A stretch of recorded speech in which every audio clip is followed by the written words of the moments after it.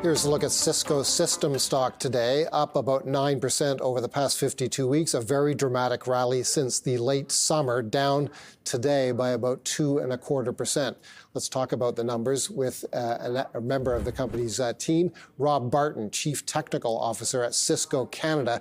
Rob joins us from Vancouver. Rob, talk to us about these results. Some of the headlines here are Cisco has provided a tepid forecast, overshadowing what were strong results.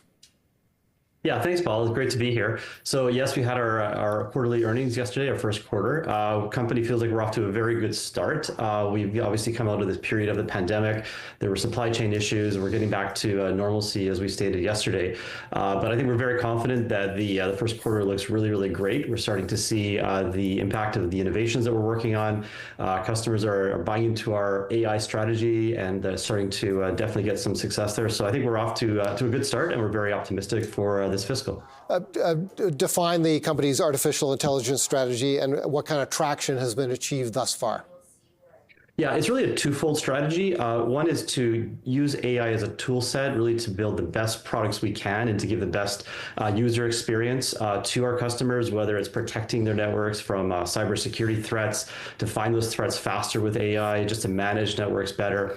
The second dimension of our strategy is, all our customers want to do AI these days, whether they're the hyperscalers, like the Microsofts and the Azures and AWS, these kind of big companies, whether that or the smaller companies like the enterprise in Canada, for example. It could be government, it could be banks, it could be hospitals. They all want to do AI. So we're building technologies that just facilitates that and lets them get to where they need to be faster. You're known, Cisco is known also as a provider of cybersecurity products. You've got a new product, I understand, known as Hy Shield. That's right. Yeah, this is probably one of the biggest advancements that we have ever come out with in cybersecurity. Probably thing I'm most excited about in the last several years. This allows us to protect it applications and workloads in the data center in a very, very new way, getting right inside of even the kernel space, looking for attacks that are very, very hard to find. And we're using AI to help improve that, looking for things that are just really hard for a normal algorithm or even a human to identify. So Hy Shield lets us put security everywhere and uses AI intelligence to uncover attacks and then protect systems. The company has fairly recently concluded an acquisition of a company called Splunk. How is that integration going? Yeah, that is our biggest acquisition in the history of our company, and we have made hundreds of acquisitions. This was, I think, a $28 billion acquisition earlier in the year. And Splunk really brings a new type of dimension to Cisco. It's really about using data, collecting data, networks and security. They just produce so much data.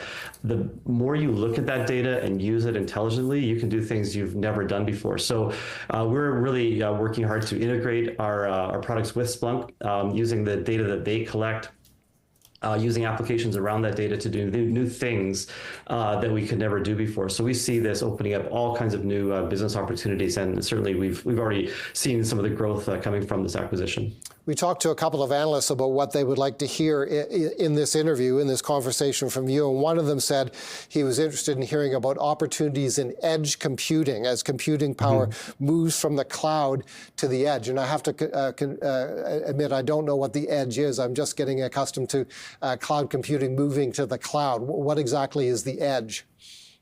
Yeah, so I mean, in the past, people would build data centers and put all their applications into these big data centers, which were very powerful, but they were expensive and hard to manage.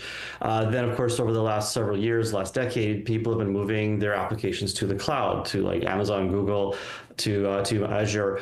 And then, there's a point where you think, well, is it maybe making sense to bring some of that back, bring it back to my data center, even putting it close to the edge, because I get a faster response time if it's closer to where my people are or to where the things that we're doing are.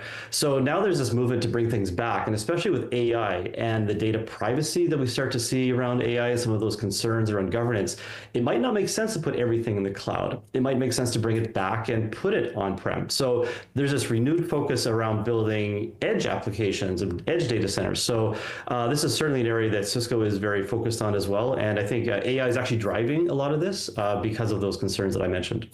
Rob, thank you very much for this conversation. We hope to touch base with you again. Rob Barton, Chief Technical Officer.